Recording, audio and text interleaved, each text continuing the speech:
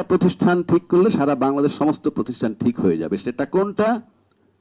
যদি আপনি পিআর পদ্ধতিতে নির্বাচন করেন, তাহলে কি হবে? পিআর পদ্ধতি নির্বাচন মানেই হলো এই যে কেউ চূড়ান্ত 2/3 মেজরিটি পাবে না, ইভেন সিঙ্গেল মেজরিটি পাওয়া কঠিন হবে, 1 নম্বর। 2 নম্বর হলো যারা পিআর পদ্ধতি চায়, আমি আমার বিশ্বাস তারা যে দেশকে ভালোবেসে চায় তা কিন্তু নয়। যারা পিআর পদ্ধতি চায় তারা গোটা 40 সিট পাবেন এই ভরসায় চায়। আপনি মনে করেন একেবারে দেশটাকে ভালোবেসে চায়। আবার যারা পিআর পদ্ধতি চায় না তারাও দেশটাকে ভালোবাসে তা কিন্তু নয়। পিআর পদ্ধতিতে না হলে সে 2/3 মেজরিটি পাবে, এই কারণে সে পিআর পদ্ধতিতে চায় না। কাজেই দুইটা যারাই দুই জিনিস উপস্থাপন কেউ দেশকে ভালোবাসে না। কিন্তু আমরা মনে করি এই মঞ্চে এই মুহূর্তে যারা বসেছে, হাসিন ভাইকে আমি মেনশন করব, আবার আপনাদের মধ্যে যারা দেশকে ভালোবাসেন তারা কিন্তু ভাববেন পিআর পদ্ধতি জাস্টিফাইড কেন, তাহলে সরকার দুর্বল হয়। কেউ কেউ চিৎকার করে বলেন সরকার দুর্বল হলে দেশ ক্ষতি হবে। না, একটু আগে আমার ভাই বলছেন জাপানে 5 বার প্রধানমন্ত্রী বদল হয়, তো কি আসে যায়? আপনি পারবেন না, আপনি চলে যাবেন।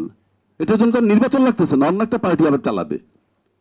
কিন্তু সুবিধা হলো কি, আপনি যত সংশোধনী আমরা চাচ্ছি শুধু ওই পার্লামেন্ট দিয়ে হবে। কেন সেটা বলছি, এই যে জুলাই সনদ বাস্তবায়নের কথা আসতেছে, এটা সংসদ 2 বছর পরে করবে, অথচ এটা 7 দিনে করবে। তখন না করলে আমি তোমাদের উপরে আস্থা তুলে নিব।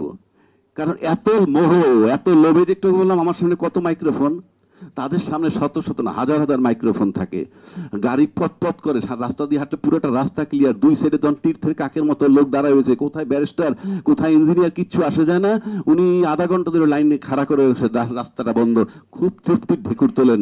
সাথে যদি তার নাতিপুতি থাকে, খুব ভাল লাগে, দেখো তোমার দাদা যাচ্ছে আমার জন্য পুরো রাস্তা। দেশটাকে নিয়ে গেছে সেই জায়গায়, দায়িত্বের জায়গায় নাই, তাইলে বহু লোক জীবনে পদত্যাগ করতো। কেউ কেউ বলেন বিদেশ থেকে এসে দেশ ঠিক করবেন, তা আমার ভাই 100 ভাগ বাংলাদেশি লোক তো পালায়ে গেছে। কাজী বিদেশ থেকে এসে দেশ ঠিক করুক, কিংবা যে আমার দেশের জন্য মঙ্গলজনক। যেমন আপনি 24শে জুলাই, 36শে জুলাই, যেটা 5ই আগস্ট, ওই দিন যারা এই ফ্যাসিস্ট সরকারের সরানোর জন্য বুকের তাজা গুলি নিছে, সে যদি রাজাকারের নাতি হয়, সে সেদিন আমার মতে মুক্তিযোদ্ধা। আর সেদিন যারা সাংবাদিক বলেন, XYZ লয়ার বলেন, ওই ফ্যাসিস্ট সরকারের পক্ষে যারা নানান জায়গায় ইনায়া বিনায়া বক্তব্য রাখছে, তারা মুক্তিযোদ্ধার নাতি বা সন্তান হলো, তারা সেদিন রাজাকার। So this is the thing. তো আমরা